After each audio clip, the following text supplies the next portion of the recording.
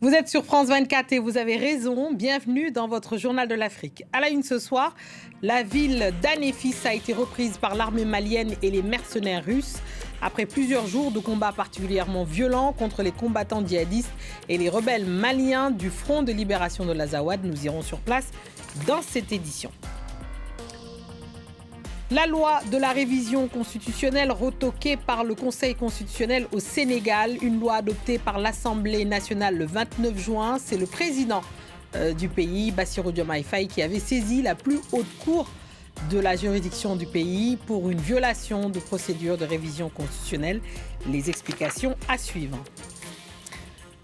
Et on parlera de cinéma capverdien avec Hanami, premier long métrage de la réalisatrice Denise Fernandez, un film multi-récompensé entre réalisme et poésie qui raconte une autre histoire de l'exil, celle qui reste, à travers le destin d'une mère contrainte de partir et d'une fille qui grandit au pied d'un volcan de Fogo. Hanami interroge l'attachement, la mémoire et la diaspora capverdienne. Nous recevons l'actrice Alice Dalous.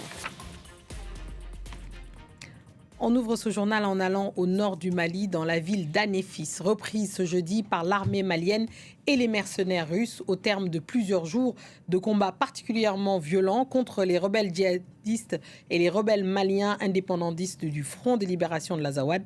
Serge Daniel, vous êtes notre correspondant régional. Les deux belligérants le reconnaissent, les troupes loyalistes sont à nouveau dans cette zone. Expliquez-nous. Tout à fait. Nous avons décroché de Anéfis, ça ce sont les rebelles indépendantistes alliés aux djihadistes qui parlent, et de son côté l'armée malienne affirme nos troupes sont arrivées pour sécuriser la ville de Anéfis. Donc pour la première fois, les deux belligérants s'entendent pour être d'accord sur une information. Alors, depuis plusieurs jours, l'armée malienne, accompagnée des mercenaires russes, était retranchée dans le camp de la localité d'Anéfis. Les rebelles étaient en ville. Il y a une première tentative de renfort de la principale ville du nord du Mali vers Anéfis de la part des loyalistes. Ils ont été défaits, une embuscade a été tendue, et puis ensuite de gros moyens ont été mis en œuvre pour pouvoir récupérer, permettez l'expression, la localité de Anéfis. Il y a eu des avions, ça a été important, l'intervention des avions des forces loyalistes, et puis il y a eu un renfort de mercenaires russes sur place, et ce qui a produit que les rebelles et les djihadistes ont été obligés de décrocher de cette localité importante. Il y a eu des victimes de part et d'autre, des victimes et également de nombreux dégâts. Serge, pourquoi la localité d'Anéfis est si importante? Quels sont les enjeux? Oui, Anéfis est à 100 km de Kidal. Vous savez que Kidal, depuis plus de 2 mois, est désormais occupé par les djihadistes et les indépendantistes. Donc, qui tient Anéfis à 100 km de Kidal a un peu la clé pour entrer dans cette vaste région-là. Ensuite, si vous avez Anéfis, vous contrôlez les troupes qui viennent plutôt en renfort de la localité de Gao, qui est la principale ville du nord du Mali. Ensuite, il ne faut pas oublier, si vous tenez Anéfis, vous tenez une région, la région de Kidal, qui a environ 150 km² de superficie. C'est plus grand que le Togo, c'est plus grand que un pays comme le Bénin. Donc c'est très important, c'est vraiment stratégique dans le grand nord du Mali. Et cette région a une frontière avec l'Algérie. Les relations n'étaient pas bonnes avec l'Algérie, et depuis aujourd'hui, les relations s'améliorent. On assiste à un dégel des relations entre le Mali et l'Algérie. Merci beaucoup pour ce décryptage, Serge Daniel. Merci beaucoup. On passe au voisin, au Sénégal, où le Conseil constitutionnel a invalidé ce jeudi la loi de révision constitutionnelle adoptée pourtant le 29 juin par l'Assemblée nationale. C'est le président Bassirou Diomaye Faye qui avait saisi la plus haute juridiction du pays pour une violation de la procédure de révision constitutionnelle. Une nouvelle étape dans le conflit ouvert depuis plusieurs semaines entre l'exécutif et l'Assemblée nationale. La correspondance à Dakar d'Elimandao. Dans son argumentaire, le Conseil constitutionnel évoque plusieurs violations de la Constitution sénégalaise pour justifier cette censure de cette révision constitutionnelle adoptée par l'Assemblée nationale le 29 juin. Il s'agit notamment des articles 82 et 103 de la Constitution sénégalaise Les 7 sages du Conseil constitutionnel pointent également le refus du président de l'Assemblée nationale d'accorder un vote bloqué au président de la République. Le vote bloqué est une disposition qui permet d'adopter une proposition de loi sans amendement. Cette révision constitutionnelle avait pour objectif de rééquilibrer les pouvoirs, de renforcer ceux de l'Assemblée nationale tout en diminuant certains pouvoirs attribués au président de la République. Mais selon les spécialistes de la vie politique sénégalaise, en l'état actuel de la Constitution sénégalaise, il serait difficile d'entrevoir une révision constitutionnelle sans l'accord du président de la République. Je ne crois pas que nous avons une démocratie suffisamment avancée pour qu'un pouvoir en place accepte en un moment de se départir de ses pouvoirs. Une réforme sérieuse d'équilibre des pouvoirs, peut-être malheureusement, ne peut être faite que par un gouvernement de transition. Or, un gouvernement de transition, ça suppose une crise dans un pays que personne ne souhaite. Le président de l'Assemblée nationale, Ousmane Sonko, a réagi à travers un post sur Facebook. Il souligne, je cite, que cette décision s'impose à tous. Ousmane Sonko poursuit en disant, je le cite encore, dans une démocratie, lorsque les institutions jouent leur rôle, chacune dans son périmètre d'action, aucune crise ne peut survenir.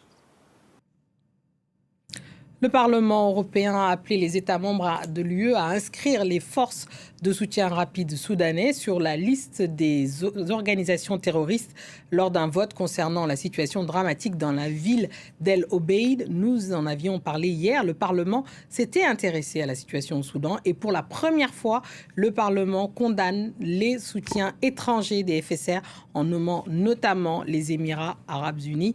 Les précisions de notre correspondant régional, Bastien Renouille.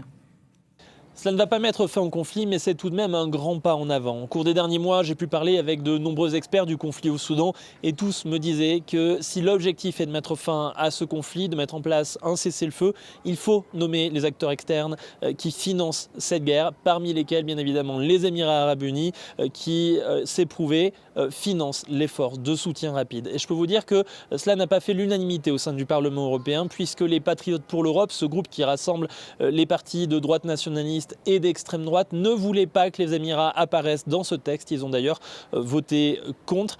Mais c'est tout de même chose faite maintenant.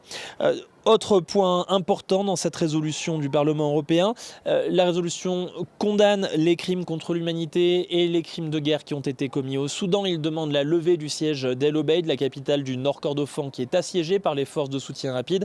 Et puis il demande également à l'Union européenne d'envoyer plus d'aide humanitaire au Soudan, notamment aux victimes de viols, à ceux qui ont été déplacés par le conflit ou encore à ceux qui ont besoin de nourriture. Et enfin, les députés demandent à l'Union européenne de plus s'impliquer dans les processus de paix. Il y en a déjà eu plusieurs et ils ont tous échoué jusqu'à présent. Jamais un cessez-le-feu n'a vu le jour. On passe au reste de l'actualité africaine en bref et en images. Le recours de Kizza Besigye a été rejeté. L'opposant ougandais demandait l'annulation des poursuites pour trahison en dénonçant des violations des droits lors de son arrestation au Kenya et lors de son transfert forcé vers Kampala.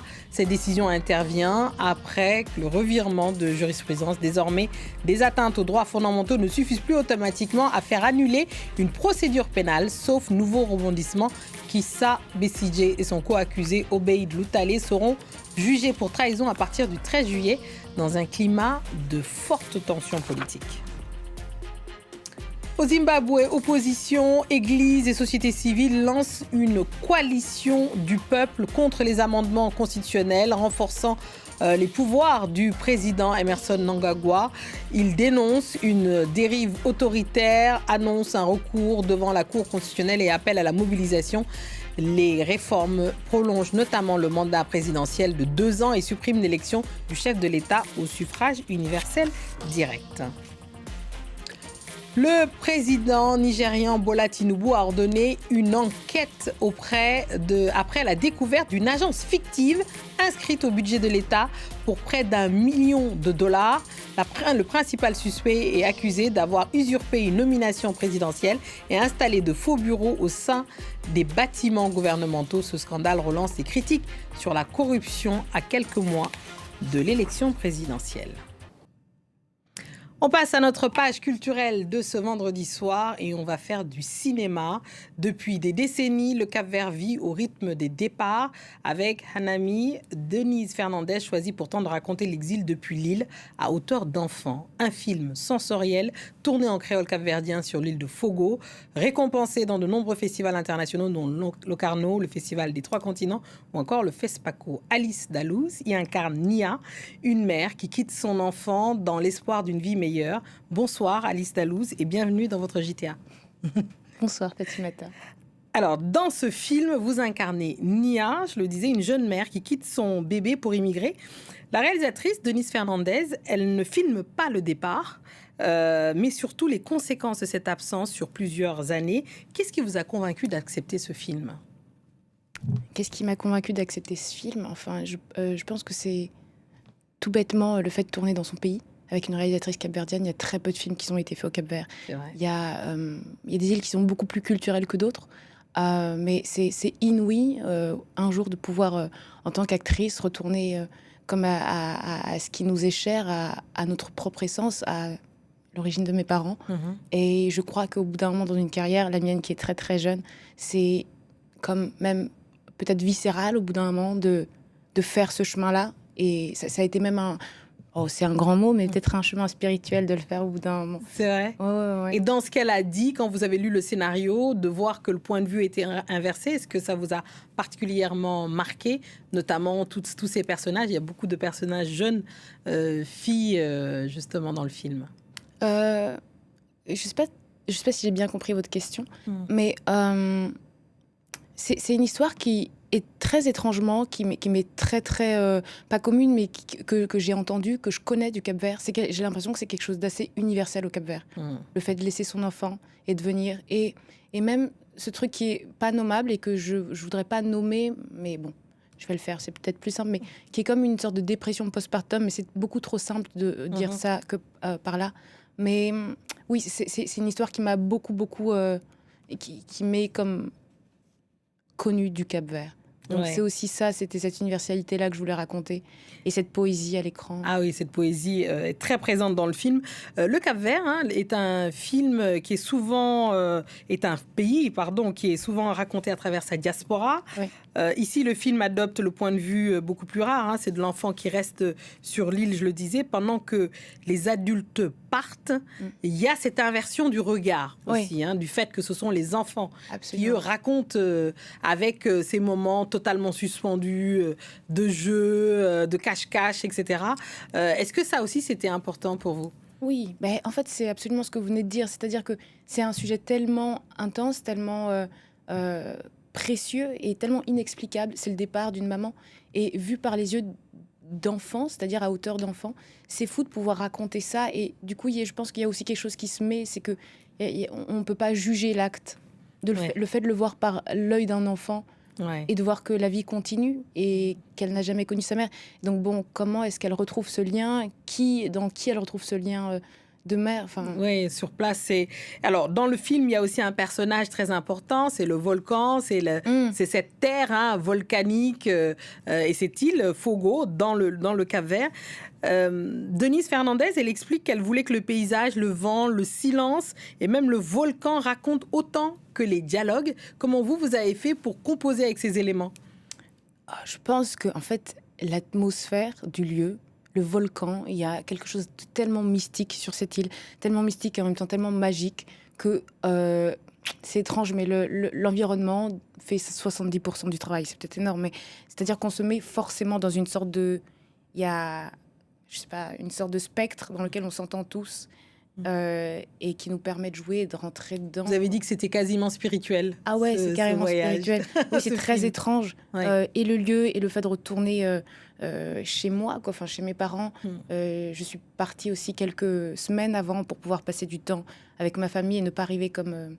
j'aime bien dire comme une simple Parisienne, parce qu'il y a les Sampayoud et les Badias, et je joue une Badia dans ce film. Mes parents aussi, ils sont des Badias. Et alors j'avais besoin de, comme moi-même, reconnecter avec cet endroit. Oui. Alors, le Cap-Vert, on en a beaucoup parlé aussi récemment à travers l'épopée, justement, de cette équipe capverdienne du foot au mondial. Ça compte aussi parce que ça a rétabli une certaine image extrêmement positive du Cap-Vert. Déjà, comment vous avez vécu ça? Et est-ce que vous souhaitez le même parcours pour le film, justement, que ça redore, en tout cas, ça donne une image du Cap-Vert dans le monde? J'ai suivi avec une assiduité très très rare tous les matchs du Cap-Vert, tous les matchs de Noto Baron. Et ils ont été exceptionnels, phénoménales. Ils ont donné une image du Cap-Vert magnifique et sur le terrain et hors du terrain. Et je suis très contente. J'ai vu un truc très fou, qu'il y avait comme 800% d'élévation des recherches pour le Cap-Vert. C'est incroyable. Ouais, c'est fou. Bah ouais, c'est amplement mérité. On souhaite la même carrière. Et je le souhaite.